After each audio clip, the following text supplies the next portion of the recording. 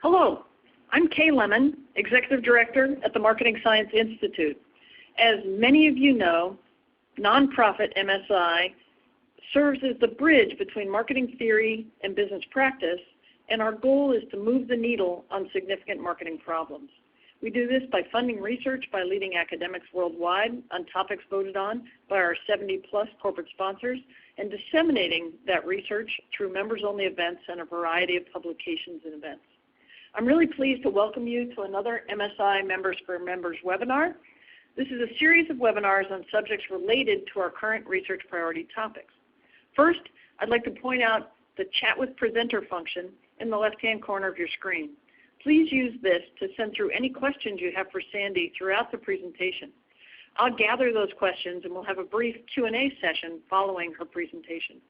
Also, Sandy's slides, as well as the entire webinar, will be available for download on the MSI member website. Now I'd like to introduce you to today's featured speaker. Sandy Jepp, professor at the Goizueta Business School at Emory University, has kindly agreed to present today's webinar on partnering with a frenemy. Sandy has been a member of the marketing faculty at Emory since 2001, where she serves as a full professor. Her research centers on the development of organizational relationships, go-to-market strategies, and e-procurement. Her current focus is the development of decision support systems for multi-channel sales attribution and media optimization, as well as resource allocation for partnership management. Sandy's the co-founder of Emory's Marketing Analytics Center and began her career on the faculty at the Sloan School of Management at the Massachusetts Institute of Technology. She's won numerous awards for her research and for her impact on the field and for her work. She's been involved with MSI for many years. Sandy and I were talking right before the webinar, and very early on, as a PhD student, won our Alden Clayton Dissertation Proposal Competition Award, and MSI supported her very early work. She also serves as the academic liaison for the Commercialization Roundtable at MSI and has led numerous workshops for us. So I'm really pleased that Sandy will be joining us today. Partnering with a Frenemy is her first book. Sandy, welcome.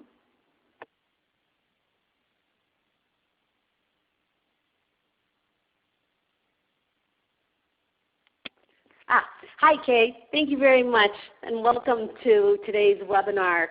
I want to say a special shout out to everybody that's here today, especially those from Atlanta. I see some former students and a lot of local friends, and thank you so much for joining us. So today what we'd like to talk about is working with other businesses. And these days it's pretty much impossible to avoid working with other firms. Now, when you work with other firms, especially on a repeated basis, these relationships, sometimes they can be really, really great. Ideally, they are relationships that would help both companies expand the pie. In fact, when we ask executives, let me see if I can advance this to the next slide. Good. So a recent study in 2014 of the CMO Council asked CMOs how important relationships with other organizations were, such as partnerships and strategic alliances. And across the board, 85% say that they're very, very important. However, that comes with some strings attached. At the same time, those respondents will say that their failure rate of partnerships is as high as 43%. And 42% of those respondents will admit that most of their partnerships are actually under-leveraged. Along with that, they will also admit in the survey that 45% couldn't maintain a long-term successful relationship. In fact, 67% of them didn't have any kind of formal partnering strategy. So when they dig a little bit below the surface, what they find out is that, in fact, the reason why many of these relationships failed had nothing to do with the quantitative case. In other words, it had nothing to do with can we find the right supplier or business partner, can we qualify them, et cetera. But the reason why most of these relationships fail is because of something that I like to refer to as the squishy factors. In other words, how they work together. Now, this issue of squishy factors is one that plagues many, many relationships. And in the past 25 years, I've done a lot of research on managing and relationships between organizations. And what I found over those 25 years is this very, very robust phenomenon, which is that a lot of strategic alliances and partnerships will often start off as friends with all the best and great intentions, and then they will often end up as enemies. So let me give you an example. Google and Samsung is one of my favorite. So if you look at Google and Samsung and when they began working together, what you see is that together between Google's Android system and Samsung's hardware manufacturing, the two of them became #1 worldwide in cell phone share. They have tied, and probably by now they've already passed Apple in the U.S., but they did this by working together. And as a result of that, Google's mobile ad revenue was boosted substantially, and Apple's dominance was stemmed, and all things are great. Both companies are valued in well into the billions and just made money hand over fist. Now, if we fast forward after a few years, what we see is that over time, these two firms became frenemies. Now, what do we mean by that? Or in other words, how did that happen? Well, what happened was that Samsung started to worry, Google started to worry that Samsung may be getting too big. In fact, they had a 40% share of all Android gadgets, which was even greater than Kindle Fire. So Google started to worry that Samsung might want a bigger share of the partnering pie. At that time, it was about 10%, but they worried that maybe they'd be asking for more. And why not?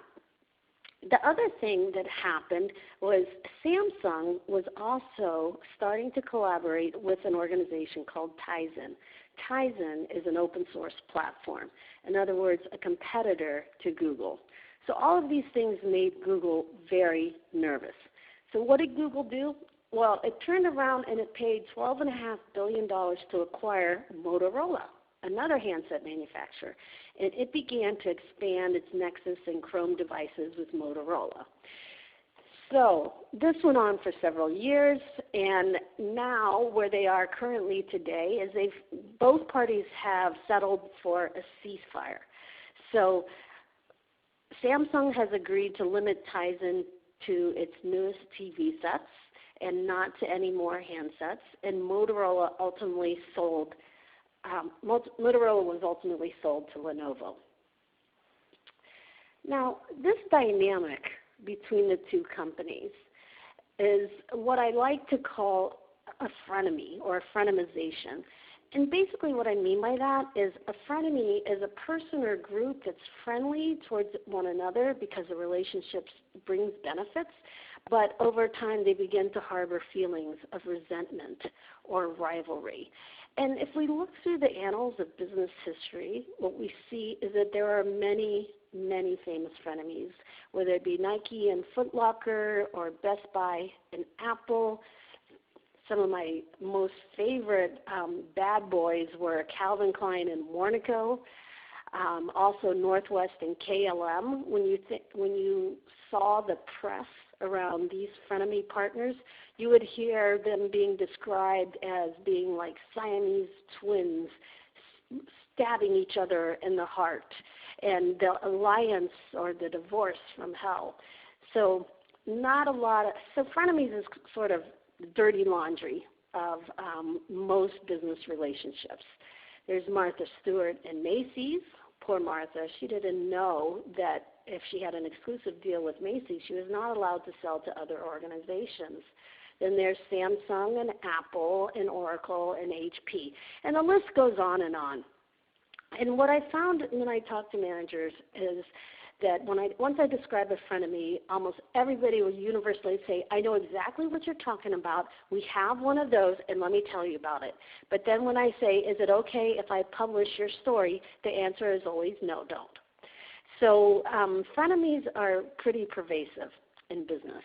And what I'd like to do for the balance of the talk is talk a little bit about what causes the frenemization from an organizational dynamics point of view and why it is that it's such a robust phenomenon. And then following that, what I'll do is spend a little bit more time really looking at the squishy factors. What is it about our relationships and the way we work with other firms that contributes to frenemization? And there I'll be introducing some specific research that gives us various insights into how this happens. Okay, so the first thing, what causes frenemization? So broadly, there's a process that happens between two wonderful partners, Google and Samsung. And as the two companies become more successful, they also inherently become more dependent on each other for their success. In other words, Google becomes a partner that's harder to replace, and Samsung also becomes so good at what it does that it's hard to find an equal substitute. And what happens is when a firm starts feeling extremely dependent on a partner, then you start feeling a little bit insecure. And what often happens is the partner who feels more dependent or more vulnerable will start to counterbalance that dependence. And so this is some research that showed up actually in the late 80s that basically shows that firms will actively try to balance any sense of dependence on their partners by counterbalancing it with something equivalent. Maybe it's finding a substitute or finding another partner like Motorola or developing Tizen. And of course, while this is a rational thing to do, in fact, the research also shows that it's profitable if you do this. The bad thing, the clear downside, is that this also raises suspicions and concerns on the part of your partner. It increases the vilification that's happening, and it grows the distrust between them. The other thing then that happens is once those suspicions are planted, it's real easy for the firms to escalate and into what I call a downward death spiral. So what's an example of that? Let me give you an example. There's a classic death spiral that happened between Nike and its partner Foot Locker. So together, during the late 80s and 90s, they grew the athletic shoe market to be a pie as great as $16 billion. I mean, that's a lot of Air Jordans. And what happened was Foot Locker became a little irate over the fact that Nike seemed to be becoming pretty rigid about their selection and their pricing terms. And so what does Foot Locker do? Well, like any good partner, it began to cut its orders to Nike. And in a way to really what they were trying to do was to counterbalance Nike's power, get their attention, and get them to pay attention and really give them the love that they felt they deserved. Nike's response was, not surprisingly, to drop their shipments to Foot Locker by 40%. And they ended up withholding their top sellers to Foot Locker. And so Foot Locker then, as part of the spiral, began to drop its prices in order to boost its sales of Nike products. And the bottom line is both companies were just alienated further. And this is how the death spiral works. And sometimes death spirals are good, a lot of times they're not. But it's because of this death spiral between Nike and Foot Locker that we now have stores like Nike Town.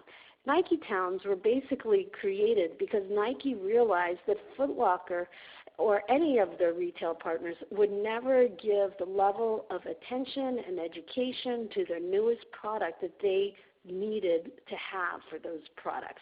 And if you can't work with a partner because the relationship is so acrimonious, or you can't provide a monetary incentive for them to do that well enough, then the answer is vertical integration. And that's exactly what Nike did with their Nike Town stores. Now, let's move into the other part of it. The things that happen between organizations are only part of the story. In fact, I'd say about half or less of the story. A lot of what causes relationships and partnerships to dissolve and to deteriorate has to do with what I call a lot of relationship physics. There are a lot of things about relationships and the way that they develop, or in properties of relationships such as trust or commitment or cheating, that are often fostered in partnerships. And this also contributes to this problem of frenemization. So let me give you a few examples here. The first is the statement that trust is more easily lost than built in relationships. Now, what does that mean? A lot of people like to think of trust as a bank account.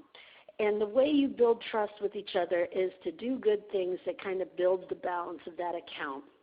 I don't like that metaphor for trust. I think a more appropriate metaphor for trust, and the reason why I don't like that is because it doesn't correctly reflect the right kind of dynamics in terms of the nature of trust. And here's what I mean.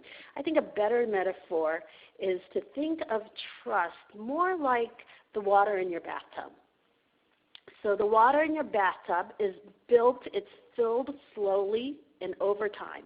And it happens through regular intervals of water coming out of the faucet.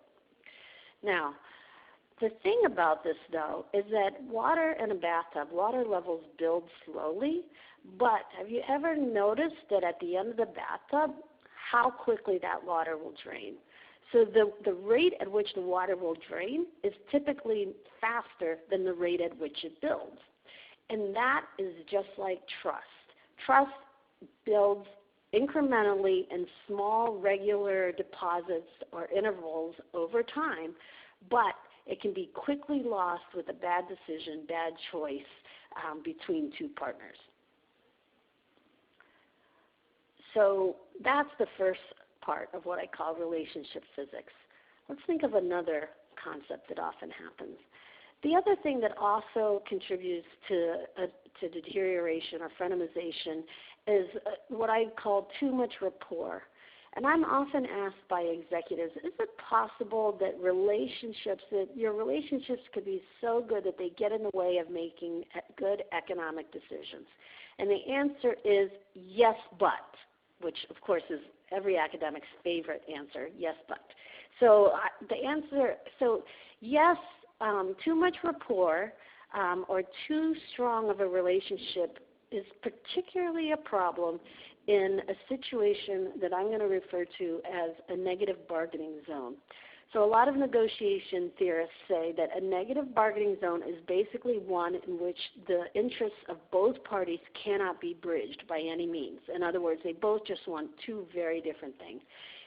Now, in any negotiation class, we teach students that all deals do not have to be made. So it is the case that there are negative bargaining zone deals out there, in other words, that will never meet the interests of both parties, and in that case you need to just walk away. So we teach that to students in class. But what I observe in the laboratory is when you get executives, even executives with a lot of experience, into a laboratory, you build some rapport between them. What they will do instead is they will typically make the wrong economic decision. We see them compromising their clients, going completely against the client's wishes. We see them lying more, over-promising more, and basically throwing their clients under the bus. Now, the question is, why does this happen? Because we only see it happen when there's been rapport that's been built up between the two negotiators.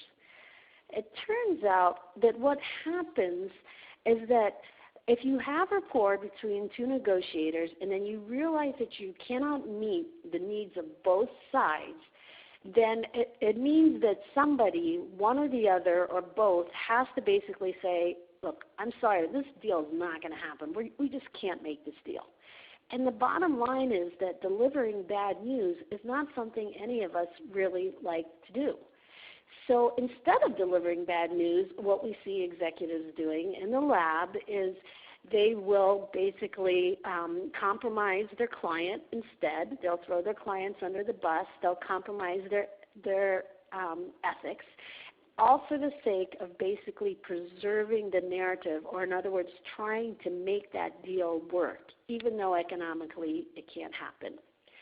So I like to think of this as, if any of you have watched The Office, it always reminds me of Steve Carell, who, as you know, always wants to be seen as the boss who's in control and has his act together and is tough and profit-minded. But then as soon as he gets in front of an employee that, let's say, he has to fire, and as soon as that happens, then he kind of waffles. And the reason why, and sometimes he may end up not really firing the employee.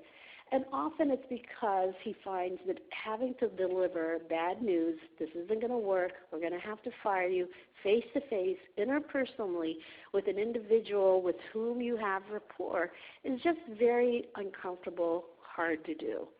So instead what we see, or what research shows, is that the negotiators will try to maintain that rapport by making a deal anyway, even though it goes against their best interests and is not really economically feasible. And part of this is because at one level we all want to be seen as nice people and easy to get along with and to work with. So having to tell someone with whom we've established rapport that this deal isn't going to work is uncomfortable to do. Instead, it would be much easier to try and make it work, or to maybe make bad economic choices, or throw our clients who are maybe in the room with us at that time under the bus. Let's think of another thing that happens.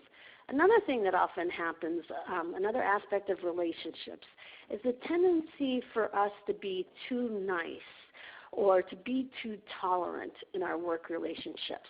And so by this I mean that we did a study where we looked at what happened to executives' satisfaction levels and their monitoring costs, their efforts, as a partner cheated them. And we looked at not big, steal outright your bank sort of cheating, but we looked at, what happens when my partner knowingly omits important information, or is misleading, or, other lower forms of cheating such as this. We like to call this low-stakes cheating. Maybe they falsified their reports. Maybe they failed to tell us that something would happen. And what we looked at in the studies, we looked at what happened, what were people's responses, and what happened to their satisfaction levels the first time their partner cheated them, and we made sure that this was not a mistake. You knew that your partner cheated them, even though it was kind of in a small way, but you knew that it was a cheating. What happened the first time, the second time, and the third time? And this is what we saw. What we saw is that basically very, very rapidly, after only 2 or 3 instances of knowing your partner is cheating you, even in a small way, your satisfaction drops rapidly. At the same time, what happens is that monitoring costs, in other words, all the efforts you have to now further verify, to check on, to backtrack, and to kind of keep your eye on that partner, goes through the roof. And all these things can happen very, very quickly with just as few as 3 instances of cheating.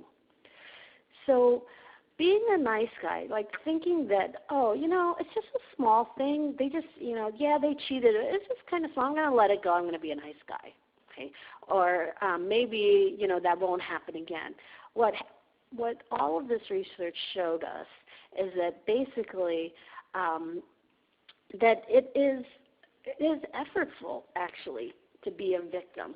Because once you're victimized, even if it's being victimized in a small way, you now have to change how you work with that person or that company. You now have to double check more. Maybe you're a little bit more suspicious. Maybe it means you check the paperwork a little bit more closely. You do a little extra due diligence or something like that, okay? And all of this raises the cost of doing business and undermines your satisfaction.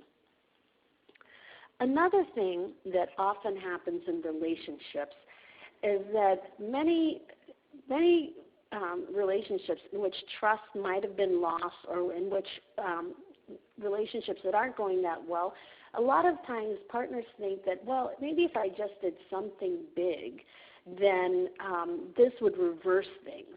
And remember, this is kind of the idea that maybe like if I just put like a big bucket of water into the bathtub, trust would just rapidly grow between us, and everything would be better. Okay, but the problem is that those sorts of actions don't actually work.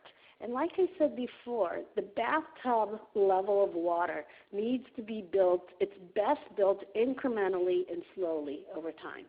Let me give you an example. Imagine the woman whose husband hates to give her flowers because he believes that flowers die very quickly, and so they become a very bad gift. Okay. Now, the woman, of course, sees those flowers as a very different gift. She thinks they brighten up her part of the world, even if it is for a few days. Now, what happens on Valentine's Day? After 10, 15 years of marriage, the husband walks in on Valentine's Day with a dozen red roses, like this. Now, the woman, you would think, according to this calculus, ought to be just over the top thrilled with her partner. And instead, what happens instead? What the woman does instead is she is actually very unhappy. And what she immediately thinks is there is something completely wrong. If he would do something this big and this grand, there is something wrong. He must have done something. And so instead of building that trust and repairing it between them, that husband has actually made the whole relationship much worse off. And the same thing happens in relationships at work. So trying to engage in a very grand gesture to maybe show remorse or to improve a decision or the state of performance or trust in a relationship, in fact, often backfires. And what will typically happen is that the partner instead will be more suspicious and your relationship is worse off. And this is exactly what we see in research with hundreds and hundreds of buyer and seller relationships.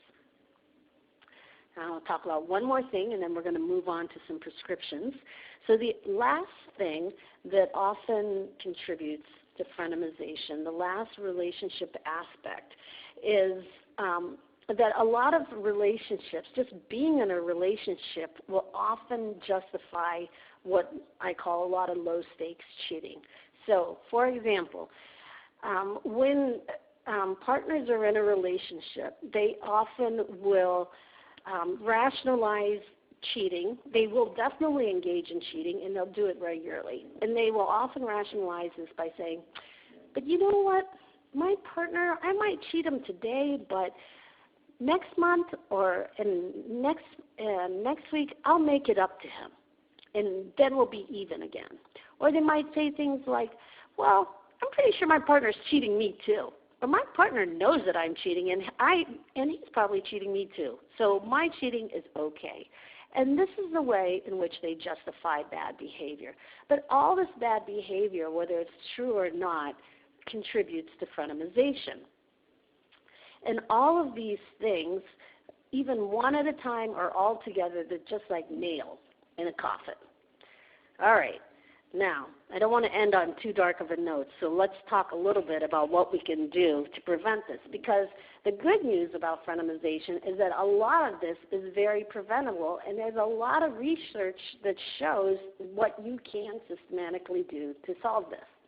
So the first thing that I always recommend to companies is to change your partners out. Don't be afraid to switch partners, and don't feel obligated to try and earn 50-year anniversaries with a partner. In fact, once the partnership has fulfilled its purpose, the goals have been achieved, oftentimes the best thing you can do is to just move on.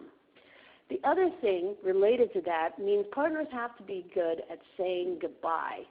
And in my book, I talk about here's a process by which you can start to think about the best way to say goodbye, starting first with what's the impact on the customers, who are the regular stakeholders, how do I then now say goodbye? In other words, so that your partnership can actually end on a good note. The other thing that the research shows is that we need to probably speak up sooner and to not tolerate low-level cheating on the part of our partner. As soon as it happens, even though it's harder because we probably have rapport with that partner, we need to say something sooner. The other thing we have to remember is that you can't build trust with a couple of grand gestures. It has to be done in small, consistent, incremental steps. So maybe if that husband, instead of coming home with a dozen roses, had done things like done the dishes, given his wife the night off, or taken the kids for the evening. All of these things are smaller, less grand, but more trustworthy ways to build the trust and restore it back between them. And the last thing I would add to this is that I think one of the worst things we've done in the area of business relationship management is to liken our businesses and our partnerships to marriage. The problem with that is with marriage, usually there is an understanding that you're in it for the long run and that you will forego alternatives, and that if none of these things happen, you then get a divorce. But in business, we are not doing either of those things. And so when we say that we're divorcing a partner in business, most people automatically attribute something negative to that, and it doesn't have to be that way. In the book, I also talk a little bit about various what I call relationship maps, things that you can do up front to better build your partnering relationship from the beginning, whether it's developing an up and down network, whether it's figuring out exactly not only what are the goals of these relationships, but what do we do when conflict escalates and who needs to get involved. And what I often tell my students and my executives that I teach is that, you know what, relationships cost. So you've got to figure out where you're going to pay that cost. Are you going to pay it up front by doing a little extra work and mapping out the relationship and who's going to gain from it, or are you going to pay it on the back end when you're picking up the pieces? Okay, now last thing I'm going to leave you with, and then we're going to stop because I want to open it up for Q&A. But the last thing that everybody often asks me is they often say, is there really a golden bullet? If there's one thing that I can or should do in my partnering relationships, what is the best possible thing? Because yes, there are many. And the answer is yes, there is one golden bullet. And it is something that economists refer to as credible commitment, or they often call a mutual tying of the hands. A credible commitment is a dedicated matching investment. And this might take the form of specific capital equipment, warehouses. It might be dedicated personnel, specific strategies, implicit understandings, learning curves, things like that, that are built between two partners. Now, the important thing about these assets, this is not just money. Okay, money is good, but the problem with money is fungible. In other words, money, it can easily be taken out of a relationship and reapplied or redistributed to another relationship. The key with credible commitments is that these adaptations have to be specific and they need to be non-fungible to work. In other words, you can't just take out that capital equipment and redeploy it to an alternative partner. Okay? The risks are tied specifically to that partner.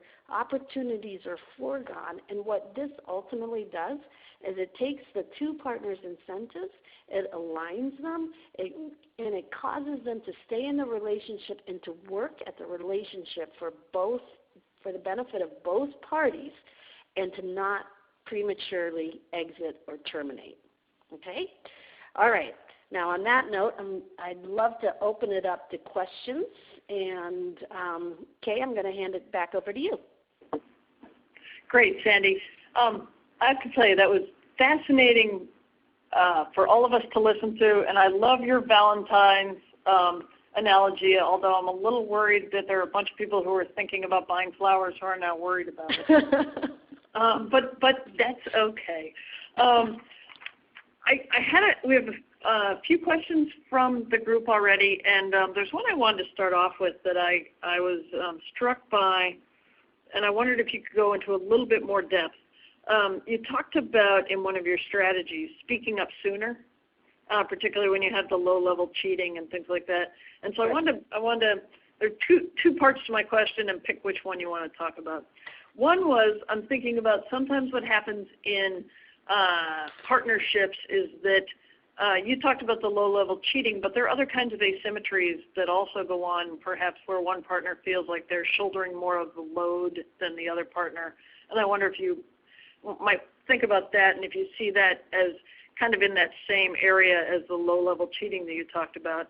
But I wondered if you had any specific strategies that you could use, either if you're on the supplier side of the partnership or on the buying side of the partnership, for how to speak up sooner when you see that low-level cheating going on. Can you get a little bit more specific on what you would do in terms of how to speak up?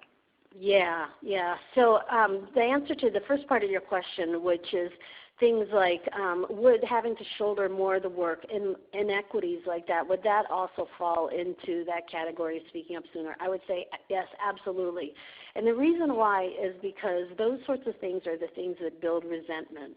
And often what will happen is we'll start making attributions about our partner, like, oh, our partner must be lazy. That's why they're not doing this. Or our partner must be freeloading off of us, right? And if you don't say something soon to your partner, then those things will continue to, those theories kind of run around in your mind, and, you know, and what's likely is you're going to try to confirm that theory as much as you can.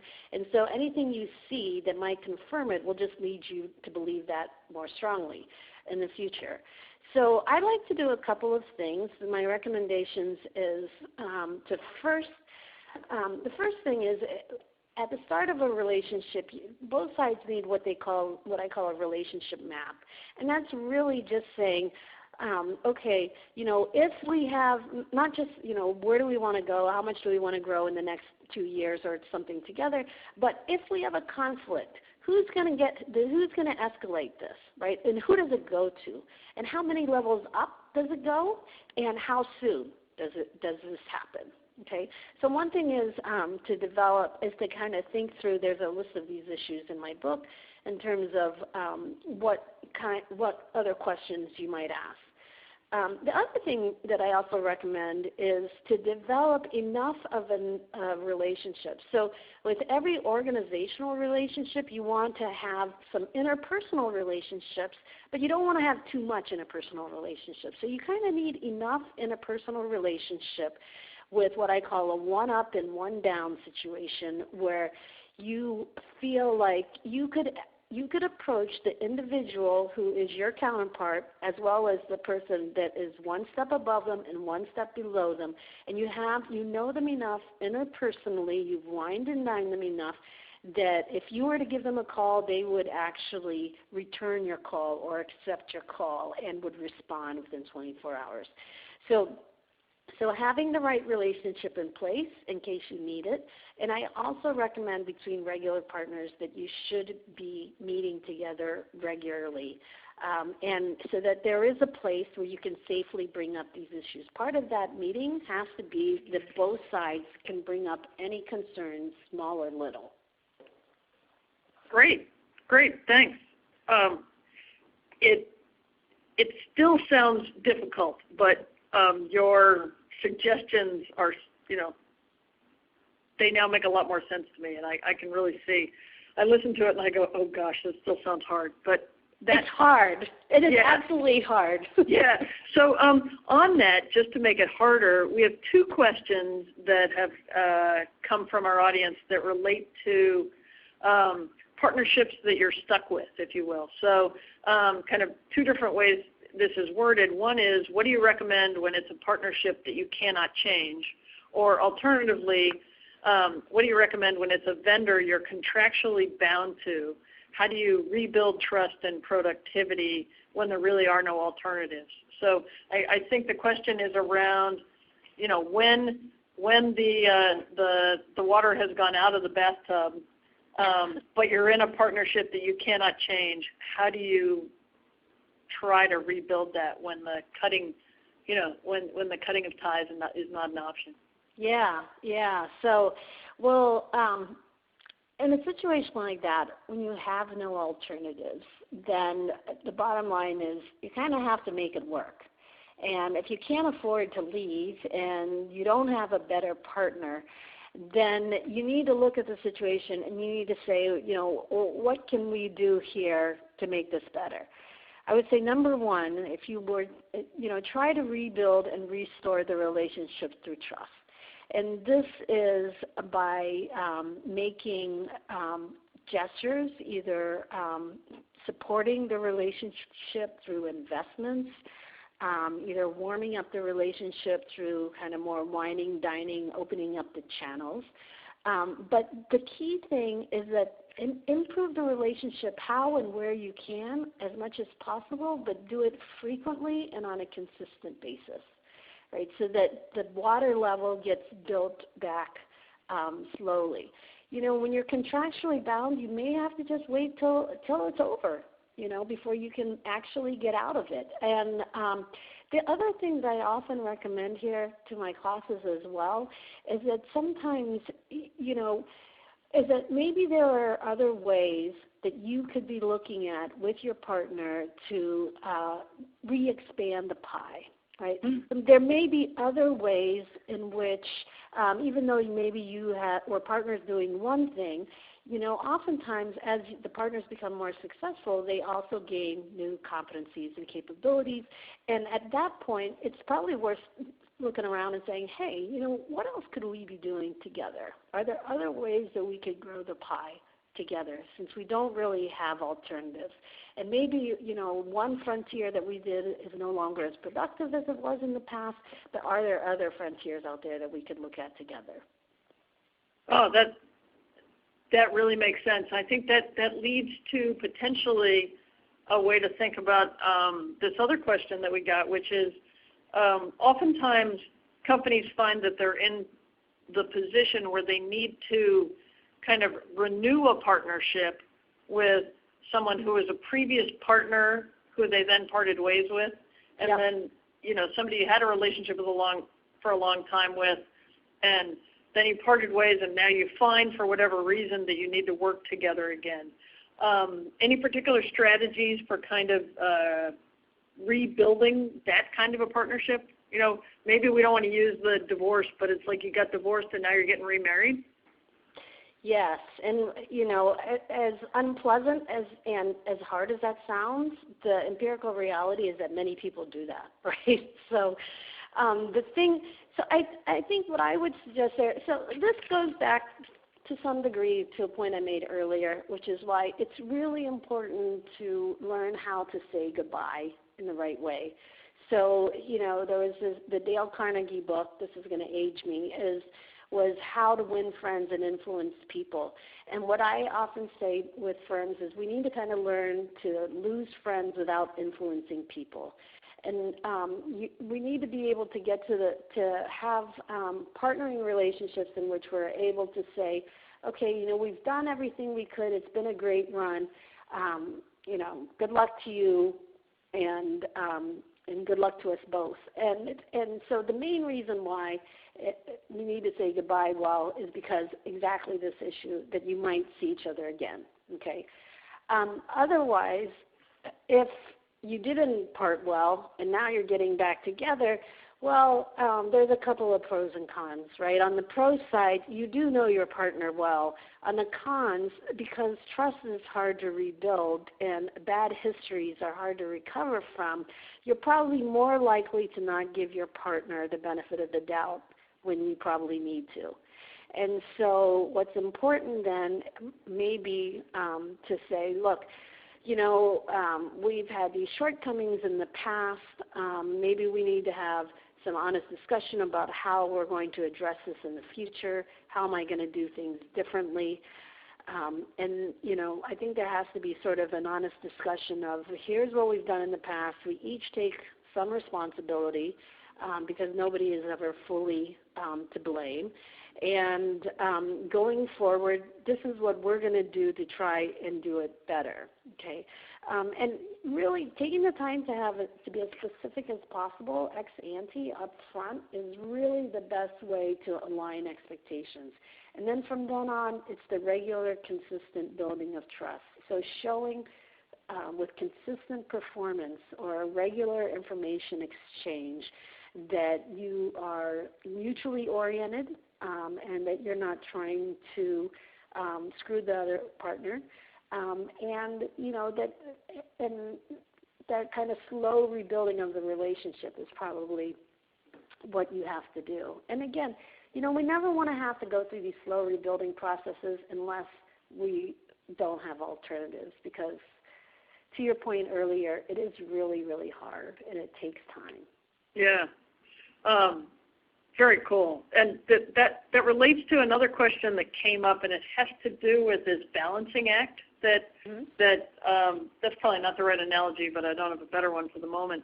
The question came up that the change your partner strategy seems almost at odds with the mutual tying of hands strategy. So the kind of, if you engage in these matching investments, isn't that going to make it more difficult to execute a change your partner strategy? Can you talk a little bit about that? Yeah. So I see them both as sort of options in your toolkit. So the change your partner strategy is basically a way to guard against inertia, which is really, really easy because saying goodbye, once a partnership has done well, maybe achieved what it was doing, oftentimes people go on to other things, and there's really no time taken to just say, okay, well, we've gone on to other things, and we maybe it doesn't make as much sense for us to do this anymore, okay? So that's really the spirit in which that suggestion is offered.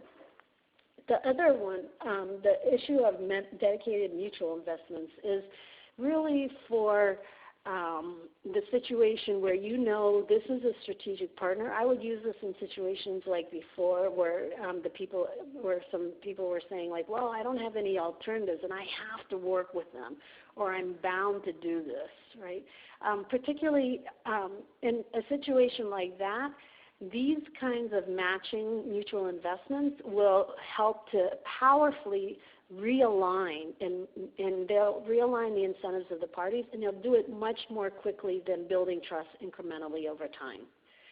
So that's the difference between when to use one or the other. The other circumstance under which you use these matching investments is when you know that this is what we need to do in order for us to expand the pie.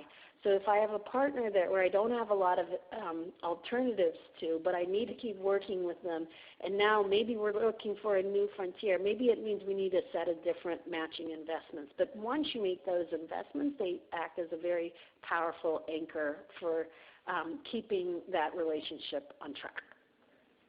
Yeah, that makes a lot of sense.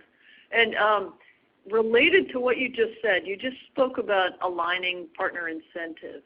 And I'm going to try and read this entire question so that I don't lose it. Some problems seem to be driven by poor calibration of terms, for example, effort, pie sharing, etc.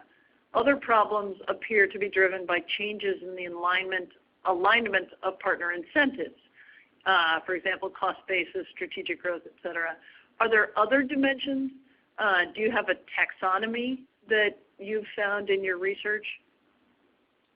Yeah. So in the book, I kind of distinguish between two buckets: those that are organizational in nature, and those that tend to be more relationship, the way we manage our relationships in nature. Clearly, there are things that are outside of the partnership, the competitive context, how dynamic an environment is this a high-tech industry or not, that's also going to affect it. So I think from this, is it a formal taxonomy? No. But what I do list in the book is some examples of both. So the power, the dynamics, the ways that relationships develop, both from an organizational or from a relational standpoint, all of these things. Because the other thing to think about here is not just what are the choices of each individual partner at each point in time, but relationships, organizational relationships like products have life cycles, right? Which means that they are predictably moving through a set of stages of awareness, build-up, expansion, decline, sort of thing. And so those sorts of things are also happening as well. And all of this is, what contributes to making them so hard to manage and more likely to fail than to succeed. Great. And you just mentioned technology. When you think about the impact of technology on this whole notion of frenemyization, do you think two thoughts? One, do we have more frenemies than we did, say, 20 years ago? And second, do we go through your cycle more quickly than we did maybe 10 or 20 years ago? Yeah, that's a great question. So so you can't. There is no obvious, just kind of moving. There isn't an obvious average out there, which is pre and post. We now have less or more. What I would say is that the role of technology is very complex, because the role of technology often, its role, particularly as a communication device, is to either help or hinder the information exchange that's happening between two organizations. And you could imagine, and also it helps or hinders the development of rapport and the ability to read and understand tone and all of the nonverbal signals that we send face-to-face. So technology, it is an inhibitor of being able to develop rapport, kind of in early stages of a relationship. But once a relationship is strong, then I think technology helps to make it more efficient, and you can rely on technology more than face-to-face meetings until the relationship goes awry. And then once you get into something where if there's a lot of suspicions, a lot of vilification, conflict, then technology, I think, makes the relationship worse off, because it inhibits the ability to communicate. So I think in that sense, the role of technology has to be placed against how relationships are already evolving as well.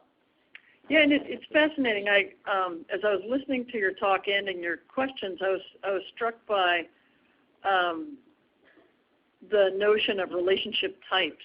And I'm more on the consumer side, so I think of like Susan Fournier's different types of brand relationships. And it seems as though maybe there are more flings than there are long-term marriages in the technology space, right? Where people maybe are willing to just try out a partner so that they can see if maybe they want to vertically integrate, right? There's this. You might quickly become a frenemy because you use somebody to get somewhere and then you're on to the next thing. I mean, do you see any of that? Yes, absolutely. So the high-tech industry is a context in which a lot of partnerships are happening, and they happen very rapidly. And it's like you said, there's a lot of hookups sort of thing, just because of the nature and speed with which that industry moves. Right. So in my book, I mentioned this really fascinating book, if anybody is interested. It was written by Steven Steinhilber, and he used to be the head of strategic alliances and their strategies at Cisco. And he wrote this book, which I just thought was fascinating, and it's all about these sorts of things, like how and why you should create relationship maps up front to eliminate and to reduce the likelihood of misunderstandings. And he is a master at how to say goodbye well. So he has many, many examples of how and when they've done this with their relationships. And it's just fascinating because you can think of the high-tech industry as they're like a fruit fly industry, right? You can observe the life cycles of fruit flies very quickly, and then you can think about how that would play out for animals with longer life cycles.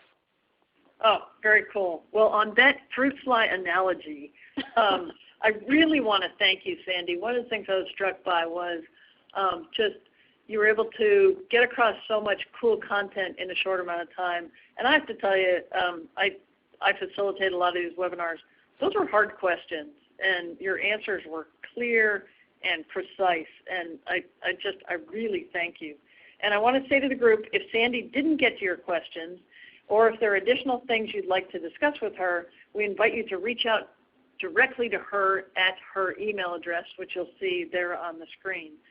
Our next webinar will be How Can MSI Help You Become an Even Better Marketer, with Kate Gray, our Director of Corporate Communications, on February 18th at 1 p.m. We look forward to seeing you there. Many thanks again to you, Sandy, and to the members of our MSI audience for participating in our member-to-member webinar series. Thanks, Kay.